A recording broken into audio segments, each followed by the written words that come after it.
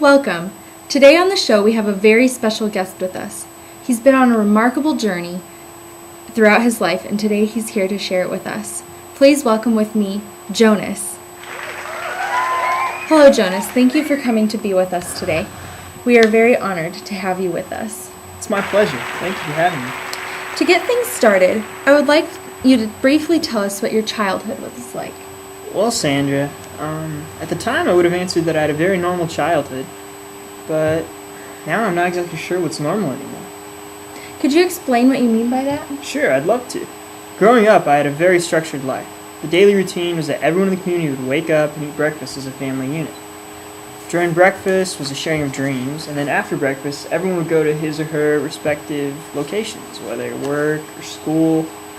And after school, children would go to either the recreation center or to another location to volunteer.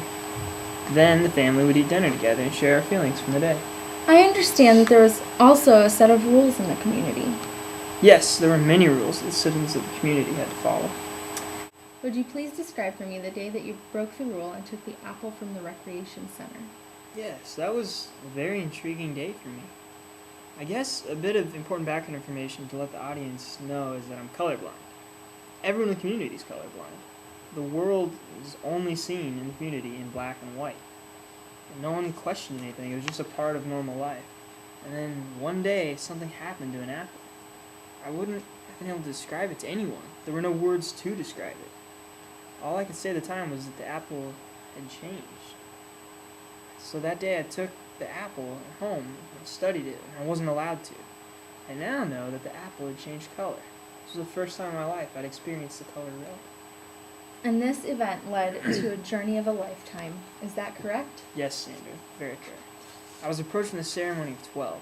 And for those of you who don't know, we don't really celebrate individual birthdays like you do. We have a ceremony every year where everyone of a certain age gets to advance to the next age together. The ceremony of 12 is a really big deal because that's when occupations are given out to all the community members. How can I describe it? Well, that day, I was really nervous. I was anxious, and I was a little excited as well. My number was 19, so they started with 1, 2, and they were getting closer and closer to me. So 18, and then 20. And I wasn't called. What happened? They skipped my number. At the time, I felt shame, humiliation, more than you could even imagine. I just thought this meant I was not qualified to even receive my position in the community. However, after everyone went through the ceremony, the chief elder, similar to what you would call an MC, I believe, called me up next to her. She went on to describe the special qualities I had, and then said that I was to be the next receiver. What is a receiver exactly? I guess you could describe it as a human memory or history book. The receiver is the only person in the community who has memories from before. What qualities set you apart from the others that made you receive this job?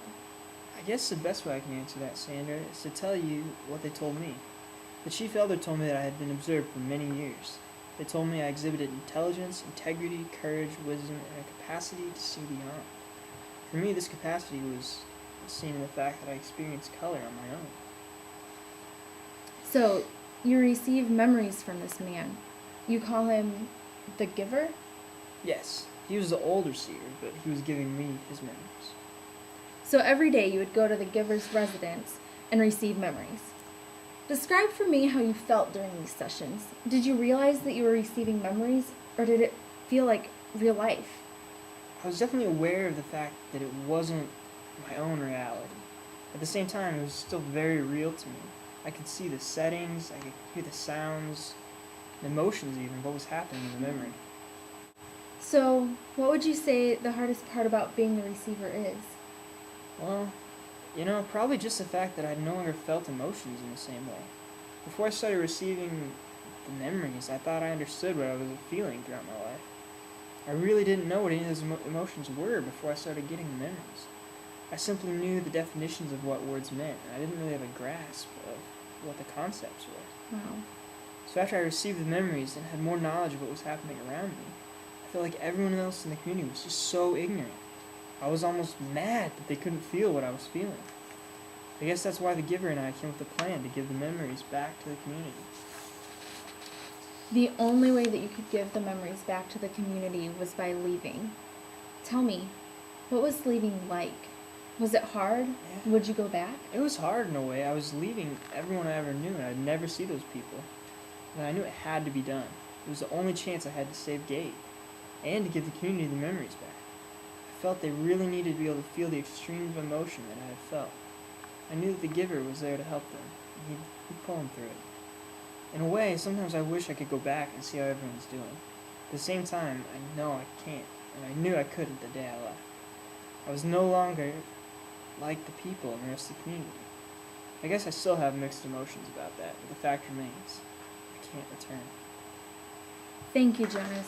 Thank you for coming with us and sharing a part of your life with us. Up next, we will be talking to this generation's forest. That's right, it's no longer Run Forest Run. Stay tuned to meet the one and only Maniac McGee.